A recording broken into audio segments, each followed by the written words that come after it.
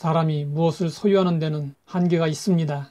세상 전부를 가지고 싶지만 불가능합니다. 꼭 필요한 것만 가져야 합니다. 그러나 사람들은 욕심 때문에 눈에 보이는 대로 다 가지려 합니다. 미국인 윌리엄 허스트는 신문 편집자이면서 고대 미술품 수집광이었습니다. 그는 고대 미술품이라면 뭐든지 좋아해서 어떻게 해서든 그것이 자기 손에 들어와야만 직성이 풀리는 사람이었습니다. 그런 그가 유럽의 왕가에서만 사용되었다는 귀중한 도자기에 대한 소문을 듣게 되었습니다. 그래서 그는 해야 할 일을 모두 뒤로 하고 즉시 유럽으로 날아갔습니다. 그는 도자기를 찾으려고 유럽 곳곳을 돌아다니면서 도자기의 행방을 알아내려고 수고했습니다.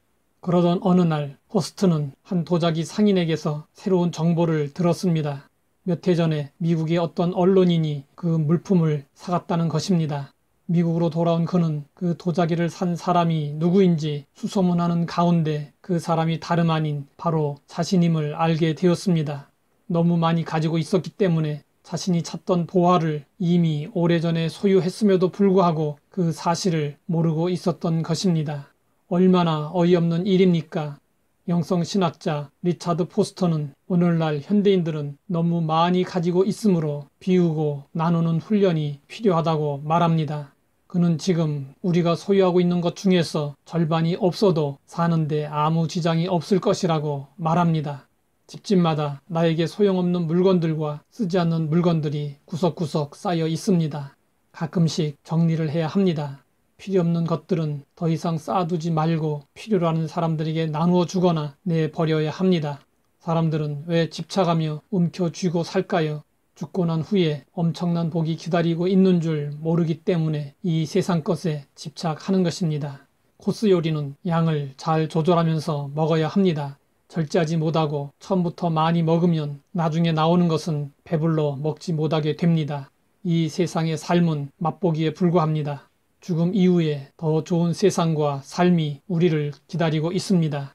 그러므로 우리는 이 세상의 삶에 올인해서는 안 됩니다.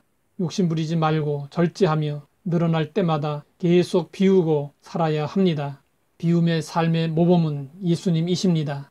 그는 근본 하나님의 본체시나 하나님과 동등됨을 취할 것으로 여기지 아니하시고 오히려 자기를 비워 종의 형체를 가지사 사람들과 같이 되셨고 우리 성도들은 예수님께서 자신을 비워 종의 형체를 가지사 사람들과 같이 되신 것을 본받아 비우며 살아야 합니다. 예수님의 참된 제자는 비우고 나눌 줄 아는 사람입니다.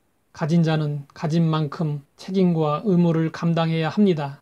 하나님이 넘치도록 은혜를 주시는 것은 나만 잘 먹고 잘 살도록 하려는 것이 아닙니다. 이에 대해 성경은 말씀하고 있습니다. 하나님이 능히 모든 은혜를 너희에게 넘치게 하시나니 이는 너희로 모든 일에 항상 모든 것이 넉넉하여 모든 착한 일을 넘치게 하려 하심이라. 채워지면 움켜쥐지 말고 비워야 합니다. 하나님이 나에게 주신 것 중 넉넉한 것이 있으면 넘치게 하신 하나님께 감사해야 합니다. 그리고 하나님의 뜻에 따라 그것을 가지고 착한 일을 하며 살아야 합니다. 하나님의 은혜는 물질뿐만이 아닙니다. 하나님은 각 사람에게 달란트를 주셨습니다. 나에게 주어진 달란트가 무엇인지 살펴보고 그것을 잘 개발해야 합니다.